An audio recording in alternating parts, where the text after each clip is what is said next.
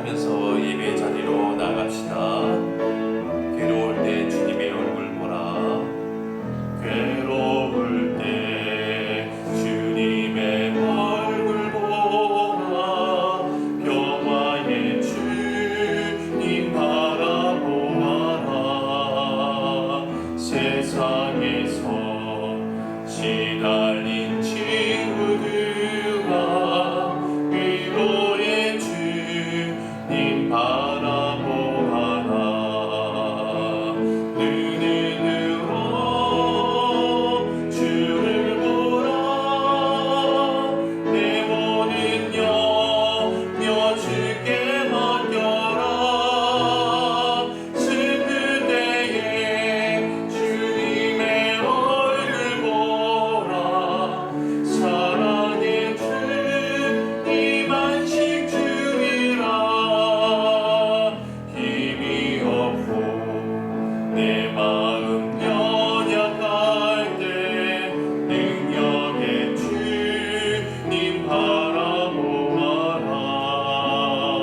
주의 이름 부르는 모든 자는 힘주시고 늘 지켜주시리. 눈으로 주를 보라. 내 모든 염려 주께 맡겨라. 슬플 때에 주님의 얼굴 보라. 사랑의 주님 안식 주리라.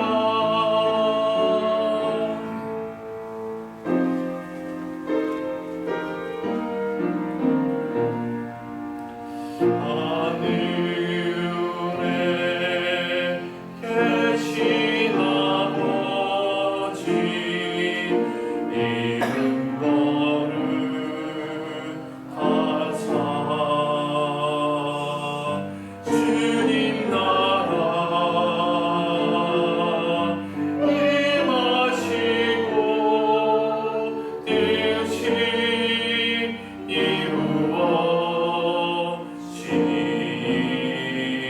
이루어지이다. 일용할 양식 주시고 우리들의 큰 죄 다 용서하옵시고 시험에 들게 마시고 악에서 구원하소서.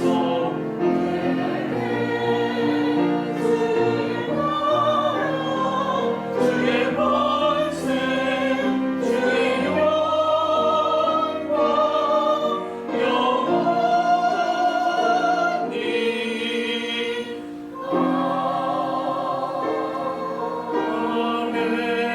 아멘. 믿음이 없이는 하나님을 기쁘시게 하지 못하나니 하나님께 나아가는 자는 반드시 그가 계신 것과 또한 그가 자기를 찾는 자들에게 상 주시는 이심을 믿어야 할지니라. 하나님, 말씀이 육신이 되어 이 땅에 오신 예수 그리스도의 은혜로 거듭난 저희들이 하나님의 자녀가 되어서 거룩한 주의를 지키며 신령한 예배를 드립니다. 온전케 하시는 진리의 말씀으로 우리의 상한 영혼을 소생시켜 주시고 확실한 주님의 증거로 우둔한 우리의 마음을 지혜롭게 하여 주옵소서. 순결하신 주님의 음성을 들을 때 우리의 영이 밝아지게 하시고 정직한 주의 교훈을 받아 우리의 발걸음이 의로운 길, 생명의 길을 걸어가게 하여 주옵소서. 예수님의 이름으로 기원하옵나이다. 아멘.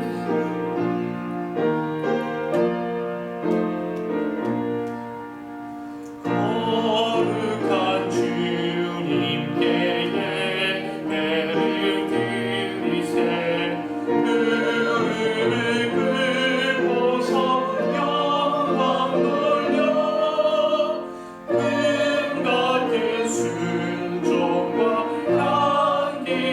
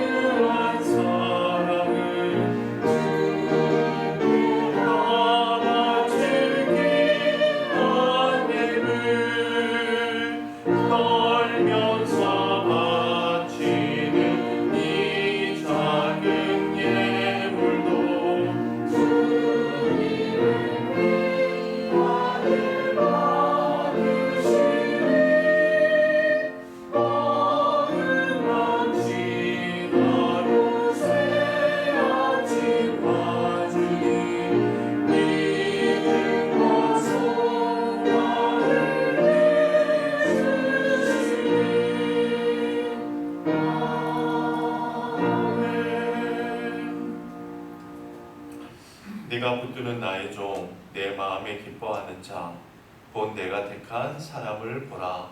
내가 나의 영을 그에게 주었은즉 그가 이방의 정의를 베풀리라.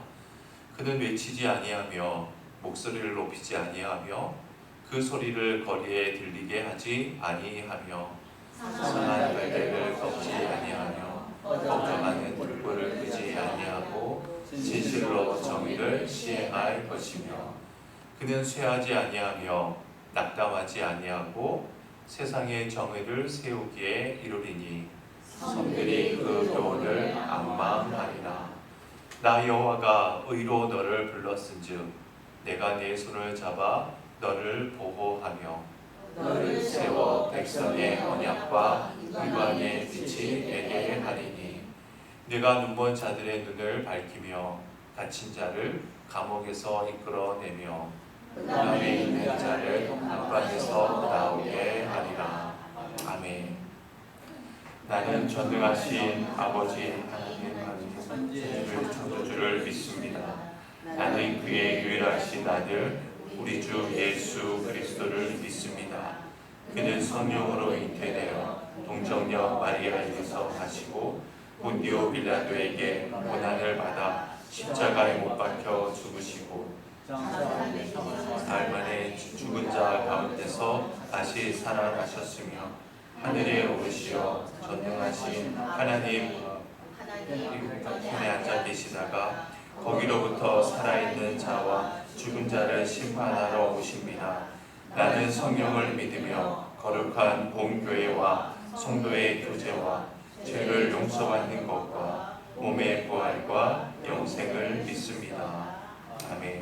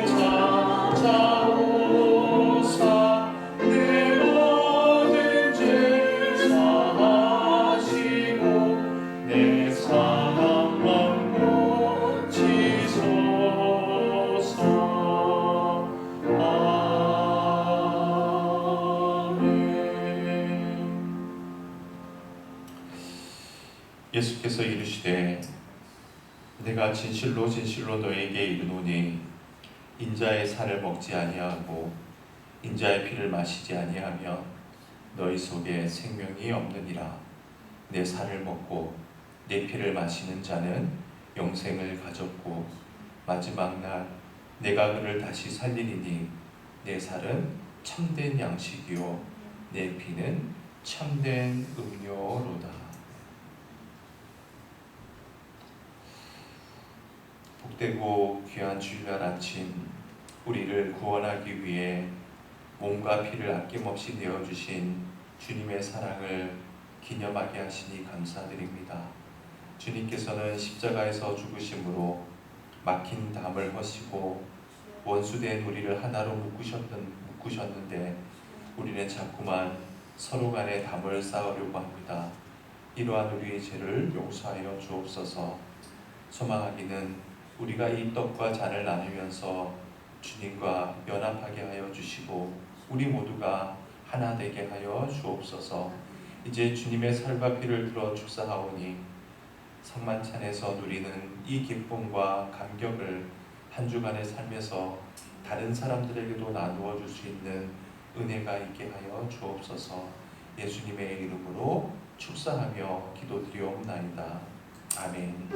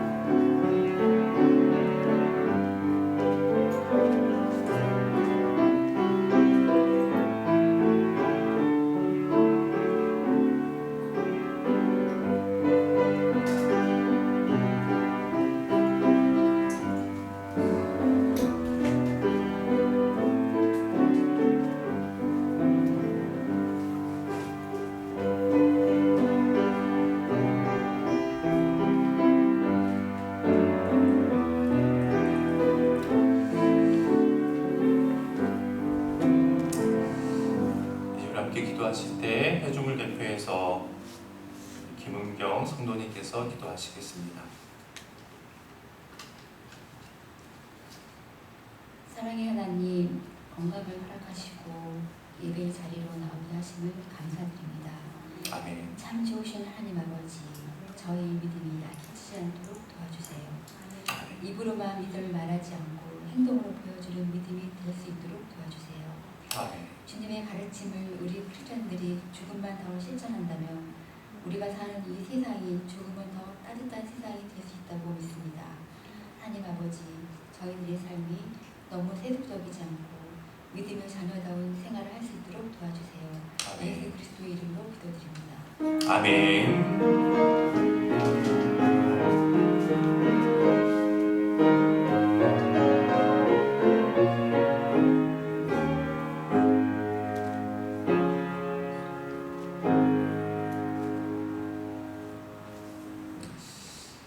오늘 하나님께서 우리에게 주시는 말씀입니다. 요한복음 11장 54절입니다. 우리 다 일어나서 함께 봉독해 볼까요? 시작. 그러므로 예수께서 다시 유대인 가운데 드러나게 다니지 아니하시고 거기를 떠나 빈들 가까운 곳인 에브라임이라는 동네에 가서 제자들과 함께 거기 머무르시니라. 이는 하나님의 말씀입니다.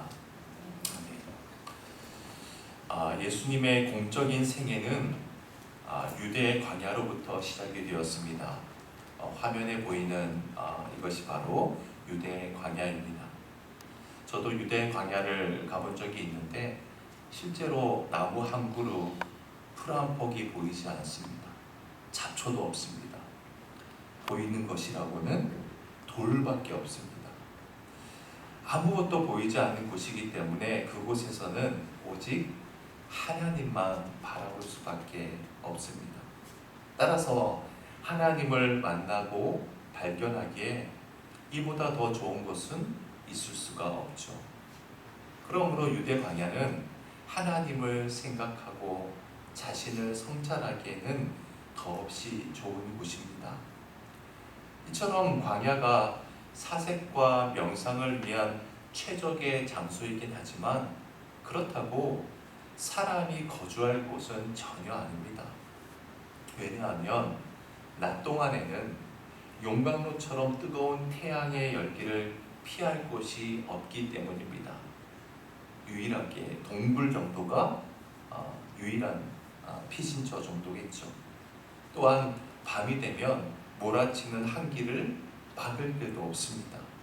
그래서 주택 기술이 발달한 오늘날에도 보시다시피 그 광야 위에 집을 짓고 사는 사람들은 아무도 없습니다. 그러나 2000년 전 놀랍게도 바로 그 광야에서 살아가는 사람들이 있었습니다. 사람이 전혀 살 수 없는 광야에서 살아가는 사람이라면 정말 남다른 사람이 아닐 수가 없겠죠. 제가 참 존경하고 좋아하는 일본의 작가 엔도 슈샤쿠라고 하는 분이 그의 책 사회 부분에서 사람이 도저히 살 수 없는 광야에서 살아가는 사람들을 다음과 같이 밝히고 있습니다. 2000년 전 광야에는 세 부류의 사람들이 살고 있었다는 거예요. 탐심에 사로잡힌 자들, 그리고 증오심에 사로잡힌 자들, 그리고 공포심에 사로잡힌 자들이라고 엔도 슈샤쿠는 밝히고 있습니다. 우선 탐심에 사로잡힌 자들이란 쉽게 말하면 도둑질과 강도짓을 하는 사람들이었습니다. 간혹 광야를 가로지르는 사람들 중에 상인들이 있었는데 그들은 많은 물자를 운반하고 또한 많은 돈도 지니고 있었어요. 강도들은 그들을 공격합니다. 그리고 재산을 빼앗기 위해 광야에 은신하고 있었던 것이죠. 누가복음 10장에 보면 그 유명한 사마리아인의 비유가 나오잖아요. 선한 사마리아인의 비유. 거기에 보면 예루살렘에서 여리고로 내려가는 사람을 강도들이 습격하지 않습니까? 그래서 그가 지닌 것을 다 모두 탈취하고 위해를 가하잖아요. 바로 예루살렘과 여리고 사이에 유대 광야가 있었는데 그 사건이 바로 이곳에서 일어난 것이죠. 그 강도들은 오직 탐심에 사로잡혀서 광야라고 하는 열악한 조건에도 불구하고 광야에서 숨어 사는 사람들이었습니다. 두 번째로는 증오심에 사로잡힌 자들이었는데 이 사람들은 성경에 등장하고 있는 열심당원입니다. 열심당원.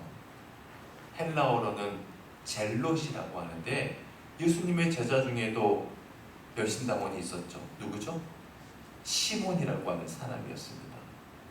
이들은 당시 그들을 지배하고 있던 로마 제국에 대한 증오심에 사로잡혀 살고 있는 사람들이었습니다. 그들의 증오심은 광야의 모든 악조건들을 충분히 극복하고도 남았습니다. 그래서 그들은 광야에 몸을 숨긴 채 몸속에는 칼을 품고 로마 제국을 몰아낼 때가 되기를 기다리고 준비하고 있었습니다. 끝으로 공포심에 사로잡혀 있는 자들은 하나님의 심판에 대한 공포심에 빠져 있던 사람들이었습니다. 그들은 하나님을 벌주시는 하나님, 진노하시는 하나님, 무서운 하나님으로만 알고 있었어요. 그들은 하나님의 사랑, 즉 하나님의 사랑을 상상조차 해보지 못했던 자들입니다. 그들은 임박한 종말에 빠져서 하나님의 심판에 대한 공포심에 사로잡혀 그 무서운 심판을 면하기 위해서 급기야 부모, 형제, 자식을 버리고 광야에 모여 집단 수도 생활을 하고 있었습니다. 이를테면 사이비 종말 집단이라고 할 수 있겠죠. 그래서 하나님의 심판에 대한 공포심이 커지면 커질수록 그들은 더욱더 엄격한 규율과 율법으로 자신들을 통제하고 얽매였습니다. 또한 그들과 같은 삶을 따르지 않는 세상 사람들을 서슴없이 정죄하고 규탄했습니다. 여러분, 앞서 말씀드렸듯이 광야라고 하는 곳은 사람이 살 수 있는 곳이 결코 아닙니다. 그럼에도 불구하고 2000년 전에 그곳에는 사람들이 살고 있었어요. 그들의 숫자가 지극히 보잘것없고 미미했을지라도 그러나 그들이 살고 있던 그 광야야말로 이 세상의 축소판이라고 할 수가 있습니다.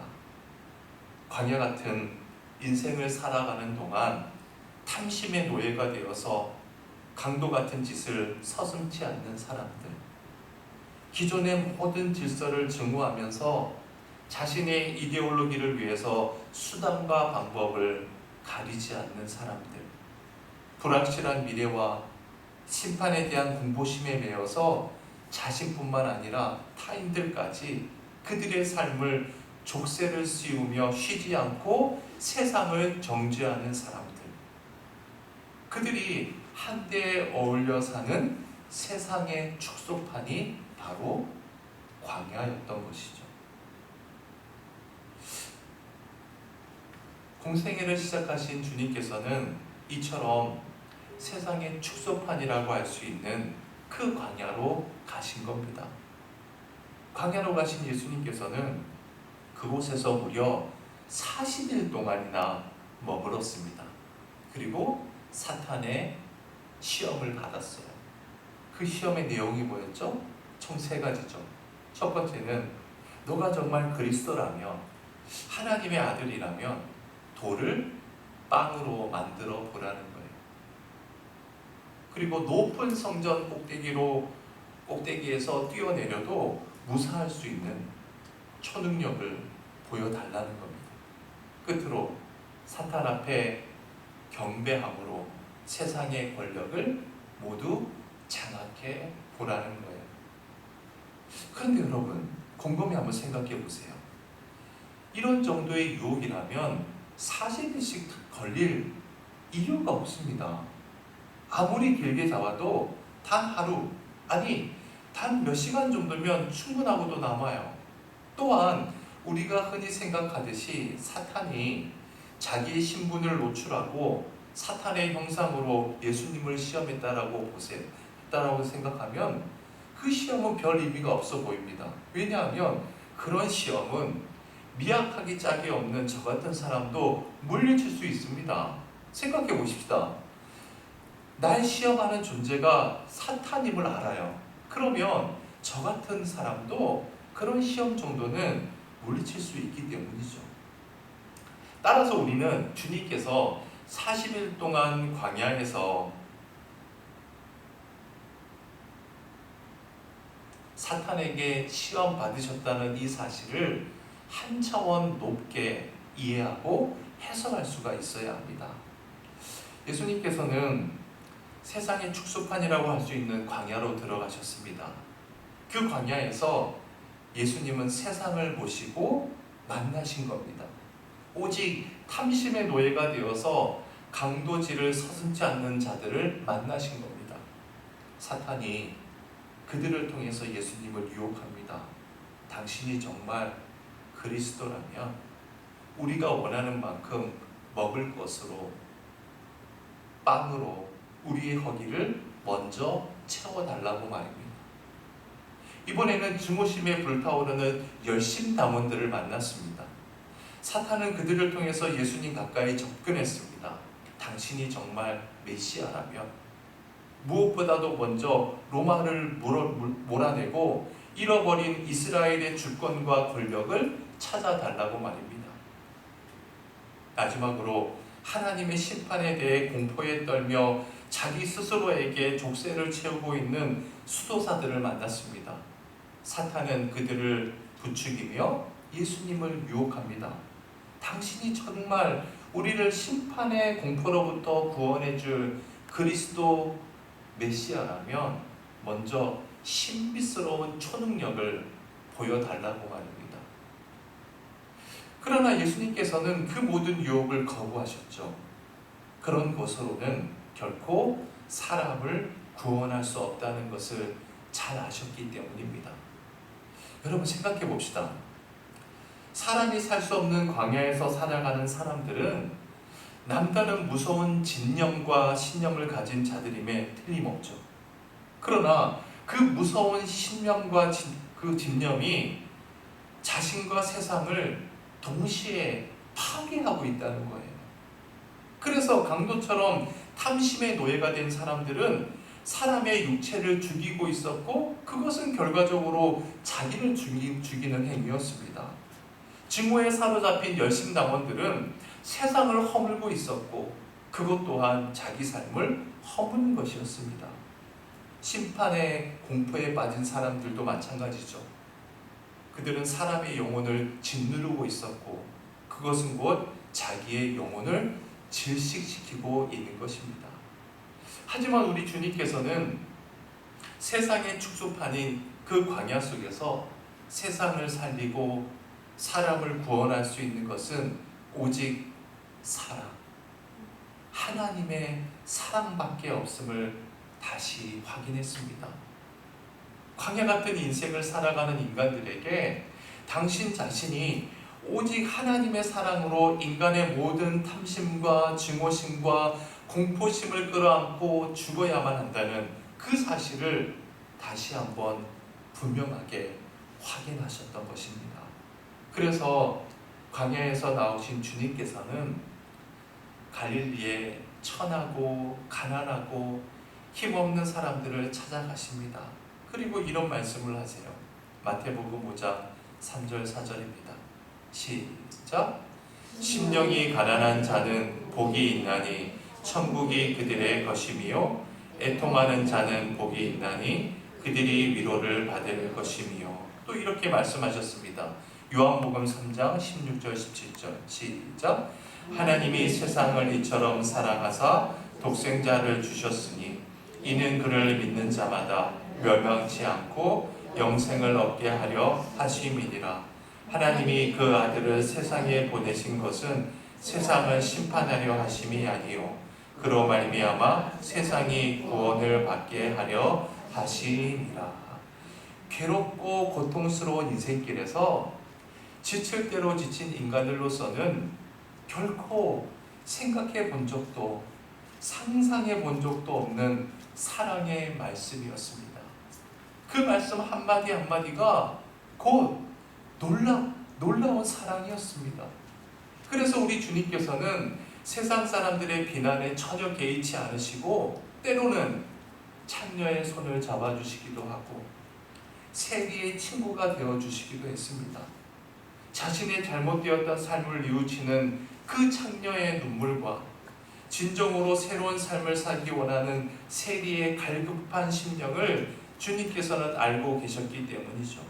그래서 우리 주님께서는 주님께 나아오는 사람이면 가난한 사람이든 부자든 병약한 사람이든 실패한 사람이든 남자든 여자든 어린이든 노인이든 전혀 구별하지 않고 그들을 다 수용하시고 포용하셨습니다.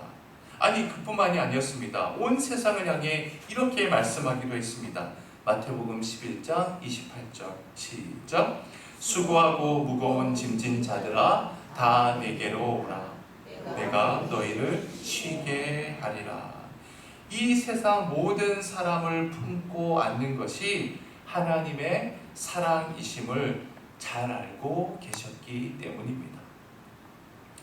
그리고 우리 주님께서는 탐심, 증오심, 공포심으로 대변되는 인간의 모든 죄를 지시고 당신 자신이 죽으심으로 당신이 친히 십자가 위에서 그 죄값을 치르심으로 만민을 살리시고 구원하시는 하나님의 온전하신 사랑을 완성하셨습니다. 저는 이제껏 위대한 정복자의 죽음 앞에서 한 인간이 새롭게 거듭났다는 말을 들어본 적이 없습니다. 또한 세상을 주름잡던 권력자나 재벌의 죽음 앞에서 한 영혼이 새 생명을 얻었다는 이야기도 들어본 적이 없습니다. 그러나 2000년 전 베들레헴이라고 하는 그 조그만 동네, 그것도 짐승의 외양간에서 태어난 볼품없었던 예수, 기껏 갈릴리라고 하는 촌동네에서 가난한 목수에 불과했던 그 예수, 그 예수님께서 메어 달리셨던 십자가 앞에서 오늘도 수많은 사람들이 새 생명을 얻고 뜨거운 통에 눈물을 흘리고 있는 것은 그분을 통해서 하나님의 완전하신 사랑이 우리를 품어주시기 때문입니다. 그렇습니다. 하나님의 사랑만이 인간의 탐심을 제거하십니다. 하나님의 사랑만이 인간의 중호심을 소멸케 하십니다. 오직 하나님의 사랑만이 모든 공포심을 물리쳐 주십니다. 여러분 잊지 마십시다. 하나님의 사랑만이 새 생명을 가능케 하십니다. 오늘 본문 말씀을 다시 한번 우리 함께 읽어보죠. 시작.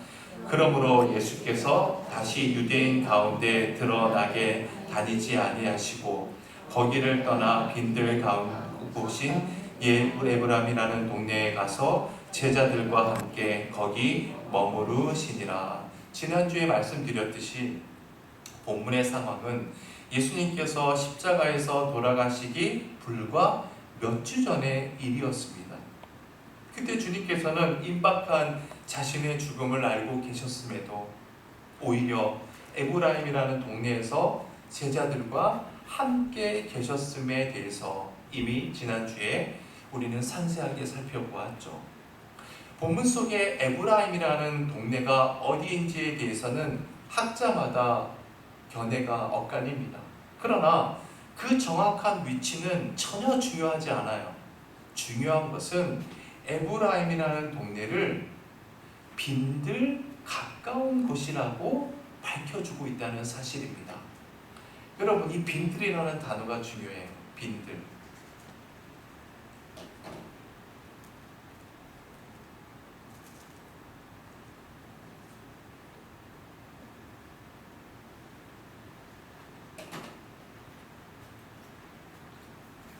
빈들이라는 말이 헬라말로 에레모스라고 합니다. 다 같이 에레모스. 에레모스라는 말이 바로 광야라는 뜻이에요. 주님께서는 십자가의 죽음을 목전에 두고 공생애를 시작하셨던 바로 그곳 광야 곁으로 가신 겁니다. 여러분, 예루살렘은요 해발 750m 정도 되는 위치에 위치한 고원 도시예요. 어디와 비슷하죠? 750m면 우리 대관령이랑 비슷하죠. 대관령 정상에 올라서면 강릉시가 한눈에 다 들어오지 않습니까? 마찬가지로 예루살렘에서 조그만 언덕에 올라가도 끝없이 펼쳐진 유대 광야가 한눈에 들어옵니다. 하물며 광야 곁에서야 아침 저녁으로 광야를 바라볼 뿐 아니라 언제든 광야로 들어갈 수 있을 겁니다. 그렇다면 광야에서 공생애를 시작하신 예수님께서 공생애를 마무리하기 위해 선택한 곳이 바로 그 광야 곁이었다는 것이 참으로 깊은 의미를 우리에게 시사합니다. 주님께서는 그곳에서 사랑하시는 제자들에게 광야를 보여주신 겁니다. 바로 세상의 축소판이라고 할 수 있는 그 광야를 말입니다. 그 광야 속에서 탐심에 사로잡혀 도둑질을 서슴지 않는 강도들, 불타는 증오심으로 세상을 오직 혁명의 대상으로만 보고 있는 열심당원들, 무서운 공포심으로 인해 세상을 정죄하면서 자기 자신에게 족쇄를 씌우는 그런 수도사들을 보게 하신 겁니다. 제자들로 하여금 그 광야를 바라보게 하심으로 그들의 내부에서 출렁이고 있는 탐심과 증오심과 공포심을 똑바로 보게 하신 겁니다. 그리고 그런 것들로는 결코 세상을 구원할 수 없다는 사실을, 오히려 그것은 자신과 타인을 동시에 파멸시키는 독약이라는 것을 일깨워 주셨습니다. 오직 하나님의 사랑만이 사람을 살리고 세상을 구원할 수 있음을 그들의 마음속에 새겨 주신 겁니다. 그렇다면 예수님의 그 의도를 제자들이 깨달았을까요? 그때만 하더라도 깨닫지 못했습니다. 전혀 깨닫지 못했습니다. 그러나 주님의 십자가의 사건과 죽음 그리고 부활을 통해서 그 사랑을 구체적으로 경험했을 때 그들 한 사람 한 사람을 향한 하나님의 완전하신 사랑을 확인하고 그들은 그 사랑 앞에서 꼬꾸러지고 말았습니다. 그리고 그들이 그 사랑을 힘입어서 다시 일어섰을 때 그들은 더 이상 무식한 갈릴리의 어부들이 아니었습니다. 하나님의 완전한 사랑으로 인류의 역사를 새롭게 하는 위대한 사도로 우뚝 서게 된 것입니다. 사랑하는 교회 여러분, 우리 모두 광야를 바라보십시다. 그 광야 속에서 이제껏 우리가 얼마나 탐심과 증오심과 공포심에 사로잡혀 살아왔는지, 얼마나 허망하게 우리의 인생을 탕진하며 살아왔는지 우리의 실상을 바라보십시다. 그리고 우리를 살리시기 위해 십자가에 위해서 돌아가신 예수 그리스도를 향해 돌아서십시다. 오직 그분의 사랑 앞에 서십시다. 오직 그분의 사랑 안에 거하십시다. 그분의 사랑 안에서만 우리는 모든 탐심과 증오심과 공포심으로부터 치유될 수가 있습니다.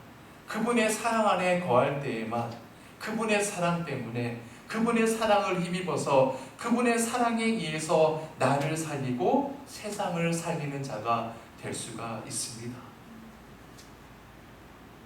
여러분, 소망하기는 오직 하나님의 사랑 안에서 광야 같은 인생을 푸른 초장으로 일구어가는 저와 여러분 다 되시길 주님의 이름으로 축원해 드립니다.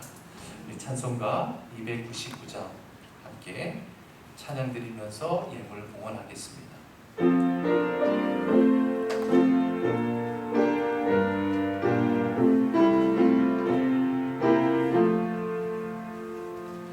하나님 사랑은 온전한 참사랑 내 맘에 부어주시사 충만케 하소서. 내 주님 참 사랑 햇빛과 같으니 그 사랑 내게 비추사 뜨겁게 하소서. 그 사랑 앞에는 풍파도 그치며 어두운 밤도 하나니 그 힘이 크도다. 하나님 사랑은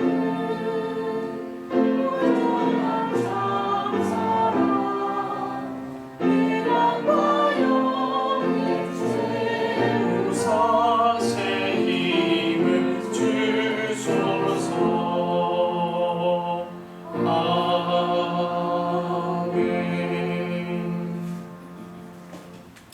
하나님, 광야와도 같은 인생을 살아오면서 얼마나 탐심과 증오심에 사로잡혀 내 마음대로 내 멋대로 살아왔는지 우리 자신을 되돌아봅니다. 그렇게 살아오면서도 미래에 대한 공포심으로 인해 얼마나 불안하고 초조했던지 우리의 실상도 바라보게 됩니다. 이렇게 살아서는 절대로 안 된다는 사실을 그 누구보다 우리 자신이 더 잘 알고 있었음에도 불구하고 탐심과 증오심으로부터 벗어나려 하지 않았던 우리의 무력함을 주님 앞에 고백드리오니 용서하여 주옵소서. 사랑의 주님, 우리를 사랑하셔서 오늘도 그 사랑으로 우리를 이곳으로 인도하여 주시니 정말 감사드립니다. 우리를 위해 돌아가신 완전한 사랑, 그 십자가의 사랑 안에 거하는 자가 되게 하여 주옵소서. 날마다 그 사랑으로 인해 살아가면서 탐심과 증오심과 공포심으로부터 자유하게 하여 주시고 나 자신과 내 가정과 이 사회를 동시에 살려내는 참된 생명의 도구가 되도록 은혜를 베풀어 주옵소서. 이제 주님 앞에 예물을 드립니다. 몸과 마음과 정성을 다해 드리는 성도들의 예물을 주님 기뻐 받아 주옵소서. 침체된 경기로 인해서 성도들의 경제적인 형편도 많이 힘들고 어려운 상황입니다.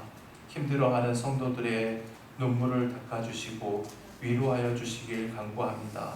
그러나 이러한 어려운 상황에서도 주님의 은혜 가운데 감사하는 법, 자족하는 법을 배우는 소중한 기회가 될 수 있도록 주님의 신비스러운 은총으로 함께하여 주옵소서. 이제는 예수 그리스도의 은혜와 하나님의 사랑하심과 성령의 교통하심이 오직 하나님의 완전한 사랑 안에서 모든 탐심과 증오심과 공포심으로부터 자유하고 광야와 같은 인생을 푸른 초장으로 일구어 갈 것을 다짐하고 결단하는 주의 권속들 위해 이제로부터 영원까지 함께 하시길 간절히 축원하옵나이다. 아멘.